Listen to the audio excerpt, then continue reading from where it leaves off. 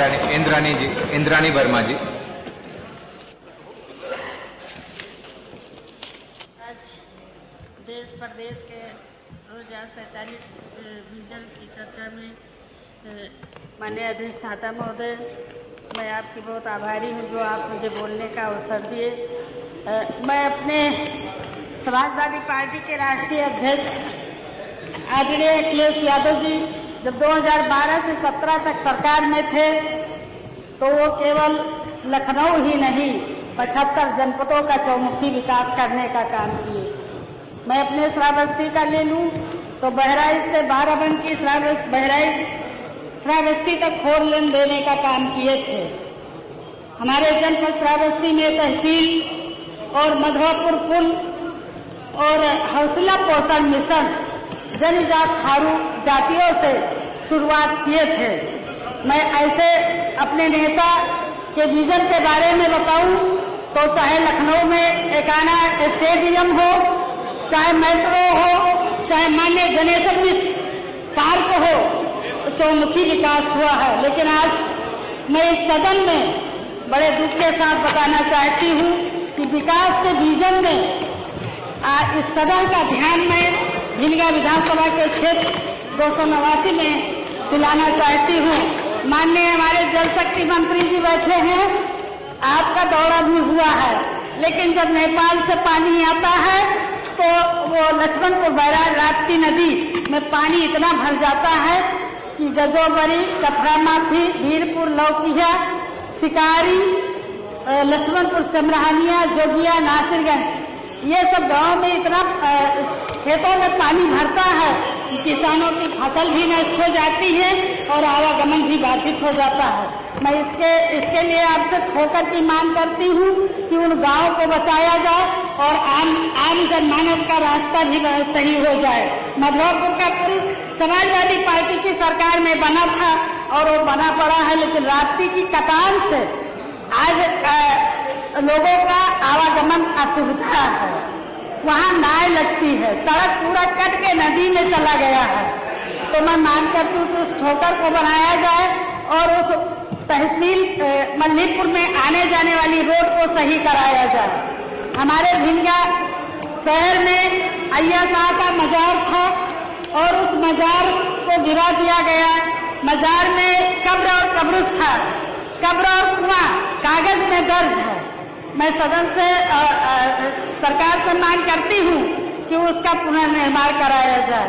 और हमारे भिनगा शहर में जो सिरसिया जाने वाली शहर का रास्ता है वो एकदम चौड़ीकरण है, लेकिन उसमें अंजुमन की दुकान है, मदरसा है, कब्रिस्तान है और 30 दुकानें हैं।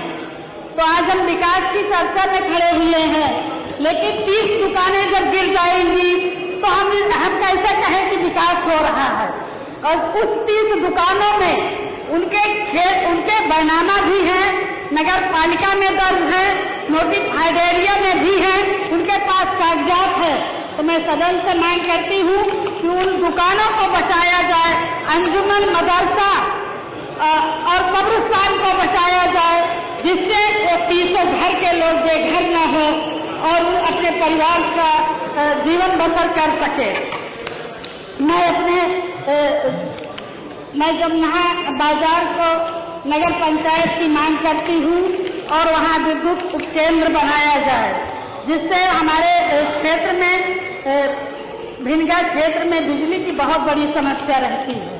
हमारे सिरसिया ब्लॉक में भभूतिनाथ भगवान शिव का स्थान है, मंदिर है और वहाँ इस समय भादों में कजतीज में लाखों श्रद्धालु वहाँ जाते हैं, तो वहाँ के लिए बिजली की समस्या हमेशा बनी रहती है। मैं वहाँ उसके लिए एक उपकेंद्र की मांग करती हूँ।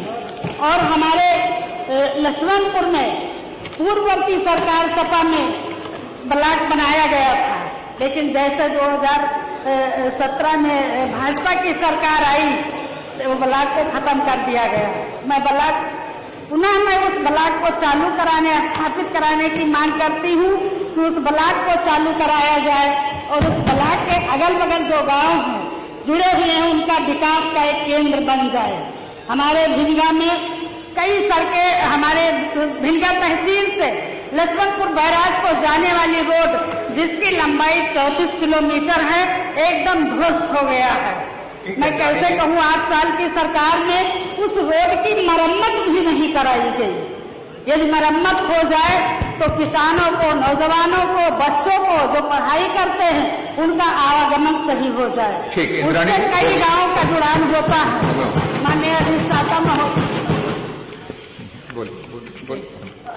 अधिष्ठाता महोदय, मैं सदन से मांग करती हूँ कि हमारे क्षेत्र में जो कटी है रोड है उसे राप्ती नदी से माननीय जल शक्ति मंत्री कई गांवों का वो आती है, वहाँ नासिरगंज और अमवा और समरी चकिहानी से कई गांवों का कटान होता है।